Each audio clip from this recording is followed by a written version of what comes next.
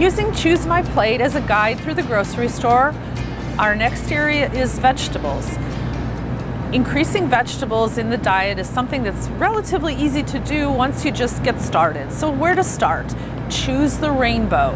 The deeper the color, the darker the color, the more vibrant the color, the more nutrition you're going to get from your fruits and your vegetables in this case. So looking at foods like broccoli is dark green, your colorful peppers, such as orange peppers, red peppers, green peppers, little tomatoes. And then looking over here at all of the variety of fresh greens that are available. The beauty of the greens is equal to the nutrition that you actually find in them. They're packaged in an easy way to handle. You can wash them and then store them and use them either in something cooked, in a salad, in a smoothie, whatever you choose to do. If you look at some of the other root vegetables that are available, the colors are so deep and dark. The humble beet can be peeled and roasted for a delicious appetizer or a delicious side dish. We have all kinds of all different sorts of vegetables. The cabbages, all the different colors of the cabbages. Cabbages can be cooked as you traditionally might do them, adding them to soups, or you can shred them and use them in a salad, a mixed salad of different kinds of cabbages and coleslaw.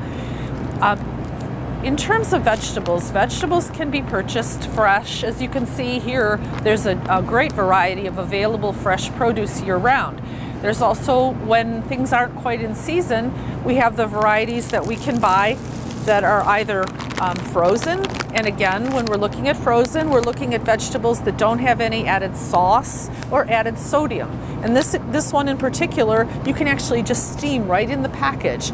So in terms of ease of preparation, this is something that's really quick to do for dinner when you get home at night, if that's something you're looking at.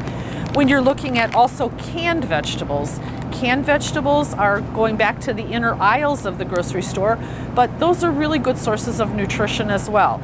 Here we have a couple different brands. We have a house brand green bean here, and the green beans, again, there are lower sodium versions, but again, if you drain and rinse them, you're losing, according to the Canned Food Coalition, about 30% of your sodium. We have any sort of vegetable is available in a can. Here we have canned carrots as well. We also have frozen carrots. So you can buy your vegetables either fresh, frozen, or canned. Nutritionally, they're very equal. When you're talking about canned and frozen vegetables, they're generally processed right near the fields where they're grown. Obviously, always we'd like to buy as fresh a produce and as local a produce as we can. So when you're talking about, say, the winter season, you're looking at more foods like root vegetables, things that can be stored. Some of the greens are grown locally. Carrots are always a good thing that are readily available. One of the easy ways to use carrots, of course, is mini carrots, but you can also peel carrots yourself. In terms of seasonal kinds of, and one of the other things when you're thinking about carrots, you can also cook these carrots. You can also roast any root vegetable, toss it with a little bit of olive oil, and you'll find it has a nice, sweet, different flavor that might not be familiar to you. As far as peppers, those too, that you can use the peppers, either cut up peppers like once a week, maybe when you get home from the grocery store. Prepare your vegetables, separate them into bags, and you're ready to take them with you for lunch or for breakfast, whatever you choose to do with them. But again, choose the rainbow, looking at the darkest and the deepest kinds of colors.